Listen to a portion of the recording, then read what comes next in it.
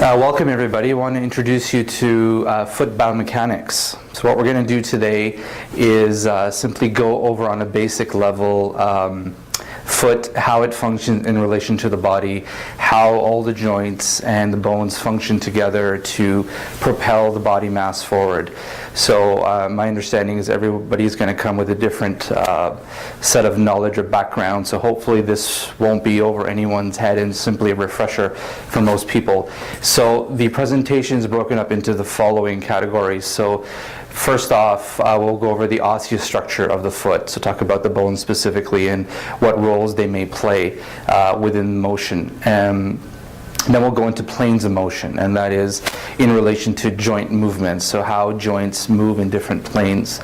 And then we'll do a very brief overview of the gait cycle and the subtalar joint, which is a very important joint in foot function and how it relates to the rest of the body and foot function. So my name is Omar Qureshi. I'm a chiropodist, and we'll just start the presentation then. So in terms of foot function, the foot functions to provide a base of foundation and acts as a lever to help propel momentum and body mass forward. The foot is composed of over 26 bones, which come together to form a rigid structure. And between these 26 bones, there can be many joint surfaces.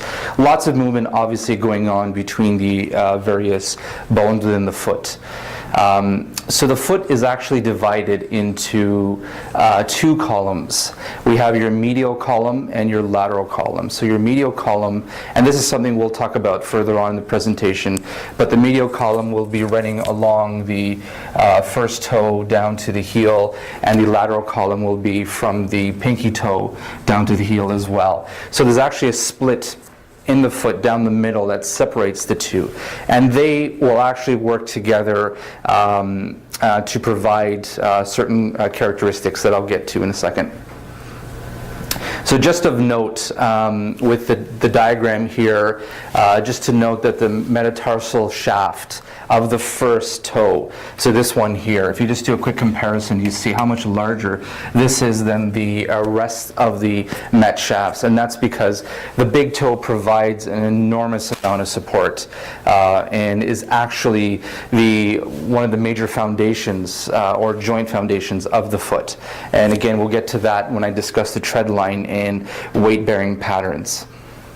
So now, most of what we are talking about is going to be in the open kinetic chain.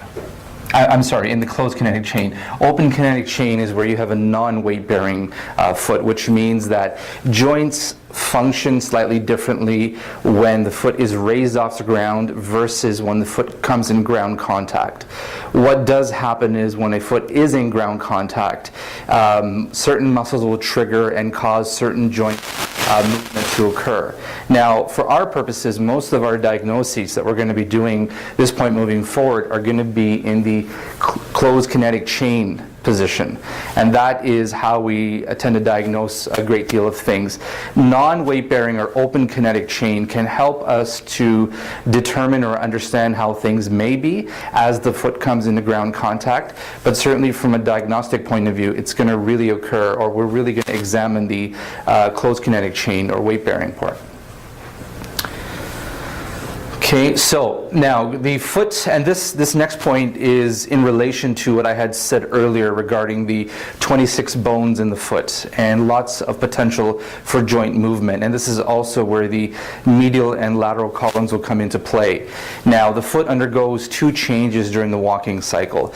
So what does happen is when the heel comes into ground contact, that striking of the heel, or heel strike as I've referred to, when it does contact the ground, it does unlock a lot of the joints distal to the heel or calcaneus. So the purpose of that is, and this is through the subtalar joint, but the purpose of this is by unlocking all the joints, the foot has a lot of motion or mobility. So the foot becomes hypermobile. And that is what we refer to as a loose bag of bones stage. And that is occurring during the stance phase of the walking cycle. So when ground contact does occur, by unlocking all the joints, the foot is quite pliable. And that is extremely important because the foot at that point needs to be able to adapt to all the terrains, uneven surfaces that the person is walking on. Angled ground, foot needs to be as plantar grade as possible. So the way to achieve that is going to be through that stage where you have unlocking of the joints. So at that point, the foot is quite hypermobile. Now, that leads immediately into the next stage, which is referred to as a rigid lever stage. So the foot takes on that position. What that means is as you get into mid-stance, so as your heel touches the ground and the mat heads or ball of the foot touches the ground into mid-stance, all the joints will lock together.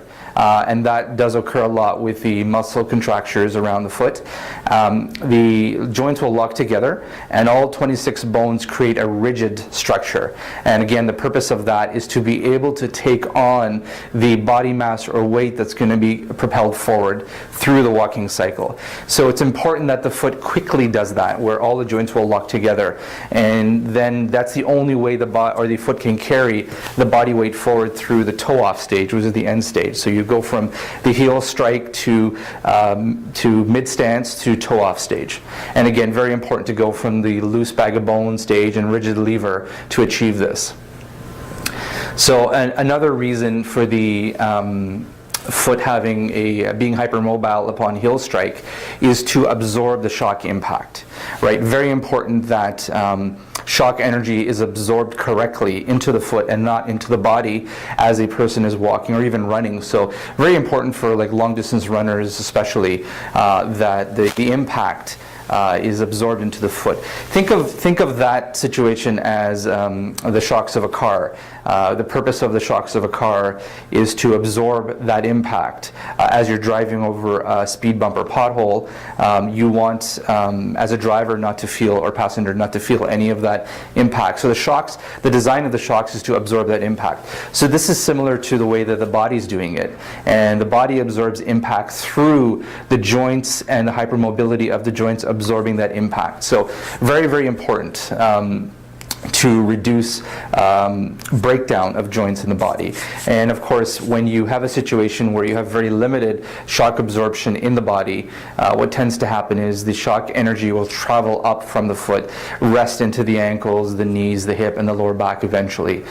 So those people that do have a tendency for a reduction in hypermobility of the foot, you'll find that they'll have more issues with strains, lower back, knees, and that can start simply by walking.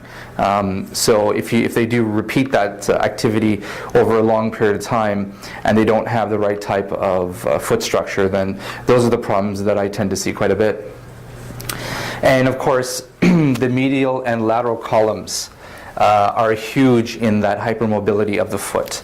They will work together in order to bring the foot plantar grade, which is even to the ground surface. So, and I have some diagrams to show you what the breakdown of those two are. So the medial column, now the diagram on the left in this case here is showing you the entire foot structure.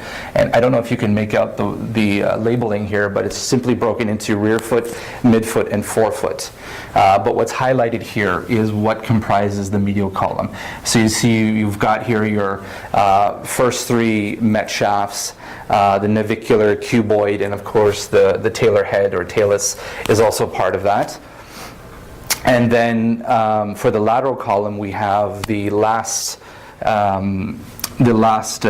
two met shafts here, the fourth and the fifth, and comprising with the calcaneus as well. So these two, though they're side by side, they do tend to work off each other and help to absorb impact and create motion as well. Now, in terms of planes of motion, so planes of motion, what is the purpose of a plane? Well, what it really is a plane is it basically helps us to understand and identify the joint motion, which is if you have a certain joint, you are able to determine its movement based on the plane that the joint is located in. So it really helps us to understand and predict certain movements if we know what plane the joint lies in. So there are 3 planes, and this rule applies to the entire body, but obviously the focus here is simply going to be on the foot.